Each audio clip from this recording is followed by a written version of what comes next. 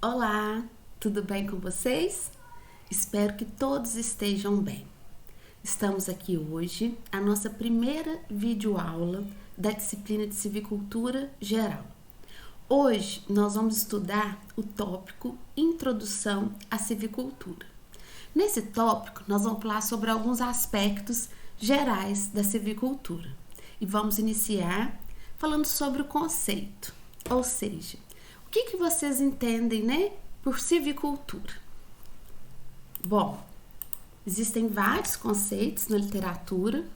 Um conceito que eu gosto muito é esse aqui, bem simples, bem objetivo. Civicultura é o cultivo de espécies florestais para fins comerciais. Ou seja, as espécies arbóreas, as árvores serão plantadas, cuidadas e depois cortadas para serem comercializadas. Aqui na figura, vocês podem ver algumas dessas etapas, desde da produção dessas mudas, passando então para o plantio das mudas em campo, o crescimento dessas mudas, dando origem a indivíduos jovens e depois adultos, até chegar na fase da colheita, onde essa madeira será comercializada. Lembrando, que em todas as etapas aí serão necessários o quê? Tratos culturais, tratos civiculturais, que nós vamos estar falando sobre esses tratos no decorrer das nossas aulas.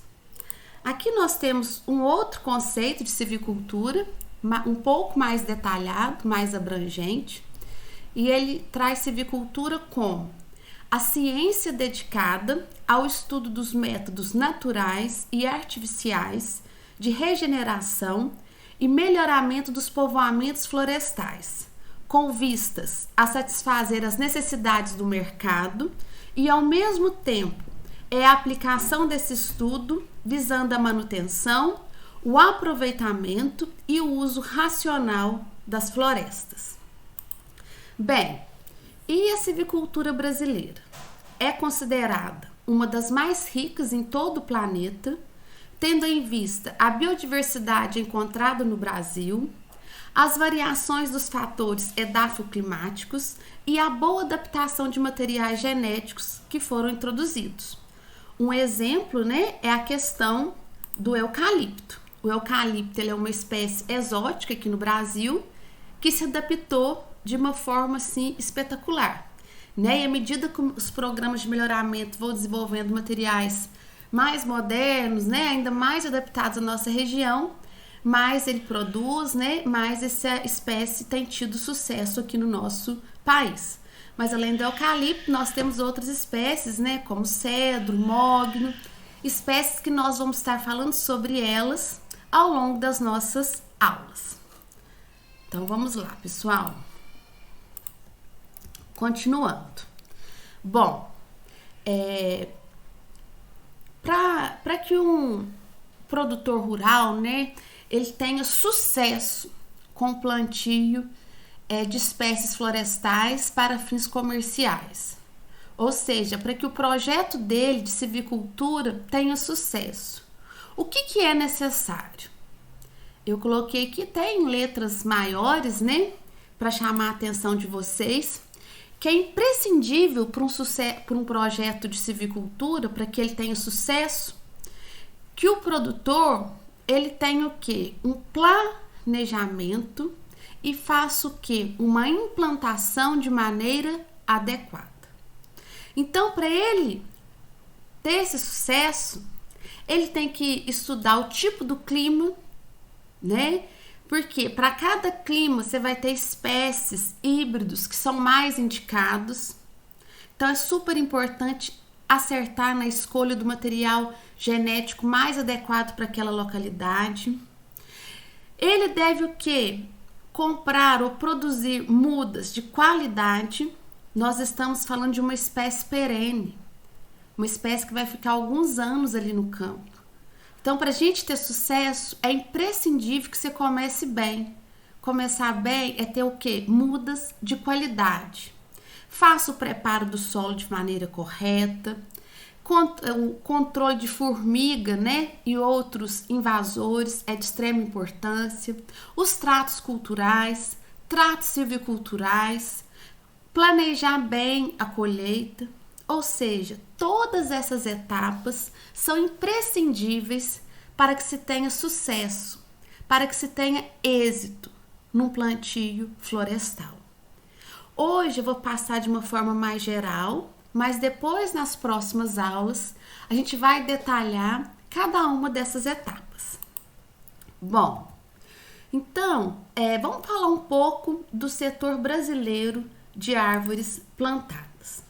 Hoje, aproximadamente apenas 1% de todo o território brasileiro ele é ocupado, né, com essas árvores plantadas, e ele é responsável por 91% de toda a madeira produzida para fins industriais no país, né? Então, apenas 9% da madeira que se utiliza no Brasil hoje vem de florestas nativas legalmente manejados, de acordo aí com os dados, né, que estão disponíveis aí para nós.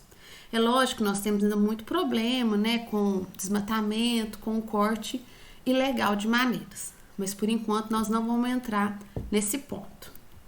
Bem, então continuando aqui, alguns produtos, né, que são originários, que vêm da silvicultura.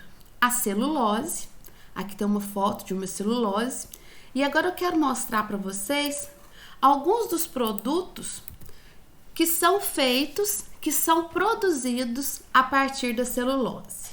Diversos tipos de papel, né, como papéis usados nas embalagens, papel para impressão, papel para escrita, papel cartão, papel de fins sanitários, né, papel higiênico, absorvente íntimo, guardanapo, fraldas descartáveis, viscose, né, que é muito utilizado em roupas, filamento, né, que é utilizado no pneu, ésteres, que são utilizados para fabricação de tintas, cápsulas para medicamento, espessantes para alimentos e até mesmo componentes eletrônicos. Eles têm como matéria-prima, né, a celulose. E essa celulose, ela vem da madeira, ok? Alguns outros exemplos aqui para vocês, né? Os painéis de madeira. Nós temos também os laminados, né? Muito utilizados na construção civil, que são esses pisos que imitam madeira, mas parte, né, é feito também, bem da madeira. Os painéis compensados, os móveis de madeira. Nós temos também o carvão vegetal. Esse carvão vai ser matéria-prima para siderúrgicas, né? Na questão dos minérios. Aqui na nossa região tem-se muito plantio de eucalipto com essa finalidade, né? Produção de carvão vegetal. Ok, aqui algumas outras indústrias, né? Que precisam dessa matéria-prima. A indústria gráfica, os diversos tipos de papéis, indústria de embalagem, construção civil, nós mostramos, né, os pisos laminados, painéis compensados, indústria moveleira, os móveis, indústria química, indústria têxtil, indústria farmacêutica e também a indústria da energia. Bem, além, né, de ser matéria-prima para esses diversos tipos de indústrias, essas árvores que são plantadas, né, com fins comerciais para que depois elas sejam cortadas, enquanto elas estão no campo, elas também prestam diversos tipos de serviços ambientais, como, por exemplo, evitam o desmatamento de habitats naturais. Pensem o seguinte, pessoal: quanto da floresta amazônica deixou de ser desmatada pois foram feitos plantios comerciais? Se não existissem esses plantios comerciais, aqui no Brasil se usa muito eucalipto, além de outras espécies, de onde que viria essa madeira, essa matéria-prima? para a indústria moveleira, indústria farmacêutica, indústria energética, teria que vir das florestas naturais. Então, quando a gente planta essas árvores, a gente evita o desmatamento dessas florestas nativas. Então, elas também fornecem proteção da biodiversidade, preservam o solo, as nascentes e os rios, ajudam na recuperação de áreas degradadas, né? Quantas áreas já estiveram impossibilitadas, né, para a agricultura, de tanto que estavam degradadas, e aí se planeja de forma correta um plantio de espécies florestais e elas acabam por recuperar aquele espaço. Fontes de energia renovável contribuem para a redução das emissões de gases causadores do efeito estufa por serem estoques naturais de carbono, né? A gente sabe que essas espécies arbóreas, que essas plantas, né, para elas crescerem, elas precisam realizar a fotossíntese e no processo da fotossíntese elas absorvem, elas captam principalmente o CO2 existente na atmosfera e liberam o quê? O oxigênio. E a gente sabe que a intensificação do efeito estufa, ela se dá principalmente pelo acúmulo desses gases e acabam trazendo como consequência o aumento da temperatura média do nosso planeta, ou seja, o aquecimento global. Então, além de ser matéria-prima, né, para diversos tipos de indústria, essas florestas plantadas, né, elas também prestam inúmeros serviços ambientais. Bem, mais alguns exemplos desses serviços ambientais, né, a proteção de nascentes, proteção, né, da biodiversidade e também programas de fomento florestal. Mais algum desses serviços. Aqui eu peguei emprestada, né, esse slide da professora Vanessa, da Unimat. Vanessa também teve como orientador o meu orientador, né, o professor Rubens. Então, é até uma forma de homenageá-la, né, por meio dessa aula aqui hoje. Bom, então esse slide aqui da professora Vanessa, eles mostram isso.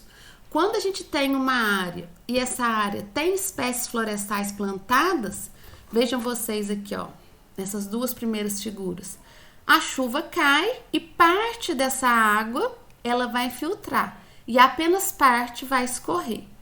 Nessa terceira figura aqui, quando você não tem árvores, toda chuva que cai, ela vai escorrer. E com isso vai levando partículas do solo, né?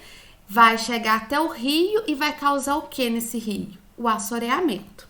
Esse estudo aqui mostra, né? Quando você não tem nada de cobertura florestal, nenhuma árvore, 100% da água da chuva, ela escorre, ela não infiltra.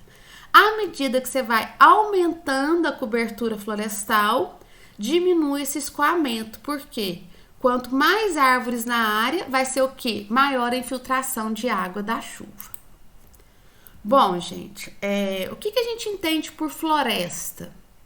Áreas com pelo menos meio hectare, ou seja, 5.000 metros quadrados, com uma cobertura de copa de árvore superior a 10%. Então, não precisa ser uma área tão grande assim. Bem, aqui nós temos, né, alguns dados do Greenpeace, dados um pouco antigos, a gente tem uma certa dificuldade, está encontrando dados mais atuais, mostrando, né, o panorama mundial das florestas no mundo. Então, vejam vocês que em verde escuro, no mapa, é onde a gente encontra o quê? Florestas, né, fechadas, onde 40% é coberta com árvores com mais de 5 metros de altura. Então, a gente chama atenção para a floresta amazônica.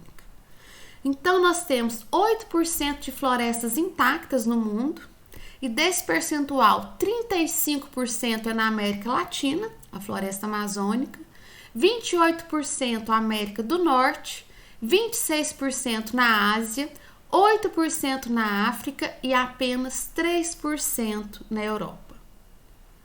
Então, olha esse dado, como ele é preocupante, deixa ele até em vermelho. 25%, ou seja, 1/4 das florestas do mundo foram destruídas nos últimos 30 anos. E como que será esse cenário em 2050? Vamos pensar na floresta amazônica nossa. Eu vou falar daqui a pouco sobre ela. A gente tem visto que o desmatamento, infelizmente, ele tem aumentado. Então, isso muito nos preocupa. Bem, mas vamos continuar aqui. Quais são as causas do desmatamento? Por que as pessoas cortam, né, as árvores? Bem, muitas vezes essas áreas, né, essas florestas são desmatadas para poder dar lugar para fazer o plantio, né, para se ter agricultura, pecuária. Outras vezes são políticas públicas de desenvolvimento, né, que favorecem a colonização, que favorece o plantio naquela área, ou seja, gestores que incentivam esse desmatamento para ter por outras causas, exploração de madeira de forma ilegal. A gente vê isso muito na nossa floresta amazônica, né? Os grileiros vão cortando ali, tentam driblar, né, a fiscalização. Depois que eles abrem áreas extensas, as áreas acabam servindo para agricultura e pecuária. Bom, e também, né, causas naturais, incêndios, tempestades, além da agricultura de queima, né, que o pessoal bota fogo, infelizmente. Então, tudo isso aí são causas do desmatamento. Bem, vamos continuar. Aqui essa figura nos mostra muito bem isso. Uma área aqui numa floresta, a área A, né, na Amazônia Legal, é aberta uma estrada, e aí eles conseguem o quê? Ir cortando árvores, né, de madeiras nobres, consegue tirar as árvores dessa área, aí já abre um pasto, uma área sem árvores, e eles vão criar o quê? Gado, né? Depois de um tempo do gado também, a agricultura, ou o inverso, começam com a agricultura. A gente sabe que os solos lá não são muito férteis, 2, 3 anos depois já não tem mais fertilidade natural do solo. Aí eles entram com gado, acaba degradando ali a área, né? Porque a gente sabe que a floresta ficava de pé porque ela estava em equilíbrio. Agora, se você retira a floresta e vem com plantios agrícolas, esses plantios vão ser altamente dependentes dos insumos externos, como fertilizantes, adubos, o que muitas vezes é inviabilizado por dificuldades de acesso ao local, como no caso da floresta amazônica. Pois bem, qual que é a tendência no mundo hoje? Né? A tendência no mundo é reduzir a taxa de desmatamento e aumentar, né, as plantações comerciais, principalmente com espécies de rápido crescimento, que é o caso do eucalipto, né? Nós temos os híbridos aí que com 6 anos já se pode fazer o primeiro corte. Isso é fantástico, né? Há alguns anos atrás não se conseguia não era possível, né? E hoje a tecnologia ela avançou muito. Também por razões ambientais, né? Conscientização de alguns países, de alguns mercados consumidores, mais conhecimento tecnológico na utilização das florestas plantadas, então híbridos, né? Mais precoces, que produzem de uma forma mais rápida. Se tem muito também a questão para aproveitar terras que até então eram tidas como degradadas. Aí se faz o plantio dessas espécies florestais, sozinhos ou de forma consorciada com outras espécies, né? Aí tem os sistemas agroflorestais, que é a nossa outra disciplina. Mas enfim, é uma tendência no mundo cada vez mais se aumentar esses plantios de espécies florestais.